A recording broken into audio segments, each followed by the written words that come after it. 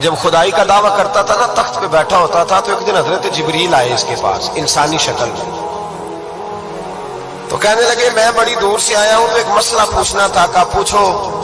کہنے لگے ایک غلام تھا کسی بادشاہ کا، تو بادشاہ نے اسے تھوڑی دیر کے لیے ایک علاقے کی سربراہی دے دی۔ کتنی دیر کے لیے؟ کتنی دیر کے لیے ہمیں سربراہیاں ملتی ہیں؟ کیوں جی؟ تھوڑی دیر کے لیے ملتی ہے نا، تھوڑی دیر کے لیے سربراہی دے دی ایک غلام کو۔ ذرا بات کو سمجھیے، حضرت جبریل پوچھتے ہیں، کہتے ہیں سربراہی مل گئی،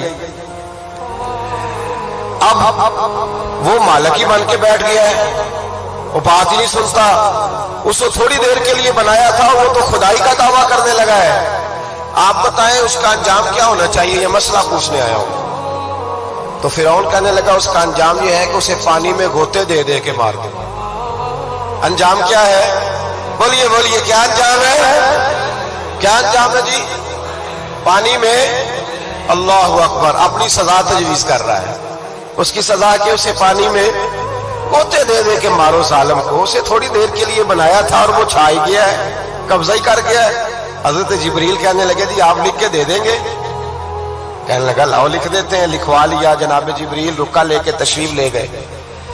اب جب فرعون دریا میں آیا نا، تو اللہ نے حکم دیا مل جا۔ جب دریا ملا چیخنے لگا، تو حضرت جبریل آئے، کہنے لگے تیرا ہی فتویٰ ہے، یہ تیری سزا ہی ہے نا، ہم بھی بڑی سزائیں تجویز کرتے ہیں، یہ جھوٹا ہے جی، اس کا تو فلانا علاج ہونا چاہیے، تو اگر تو جھوٹ بولے تو یہ فلانا بڑا جاور ہے جی، اس کے ساتھ اس طرح ہونا چاہیے، تو اگر تو یہ کام کرے تو جو سزا تو لوگوں کے لیے تجویز کر رہا ہے، تو اپنے بارے میں بھی سوچ۔ اب جب غوطے آئے نا، آخری وقت دیکھا وہ فرعون جو کہتا تھا میری مرضی سے دریا چلتا ہے، علامہ صاوی نے تفسیر صاوی میں لکھا ہے، تڑپ کے رونے لگا۔ جب یہ مزاج ہے، ایک دفعہ اوپر آتا ہے آدمی جب دریا میں جاتا ہے، اوپر آیا تو چیخنے، او میرے حواریوں خدا کا واسطہ مجھے بچاؤ۔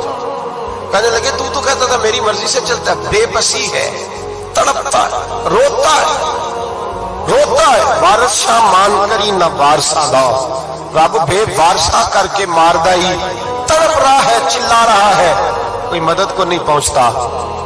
اب جب آخری ہوتا آیا تو کہنے لگا آمنا میں رب موسیٰ و ہارون، میں موسیٰ کے رب کو بھی مان گیا، ہارون کے رب کو بھی۔ اللہ نے فرمایا نہیں، اب تیرا ماننا قابل قبول ہے، اس وقت ماننا تھا جب تجھے مہلت دی تھی، جب تو جوان تھا۔ بڑھاپا آتا ہے، بیماری آتی ہے، جوان آدمی بیماری کا شکار ہوتا ہے تو کہتا ہے یا اللہ ایک دفعہ صحیح کر دے، میں ساری پڑھا کروں گا، ایک دفعہ ٹھیک کر دے، میں مسجد میں رہوں گا، میں اگلے سال اعتکاف بھی کروں گا، میں ساری تراویح پڑھوں گا۔ تو اس وقت پڑھنی تھی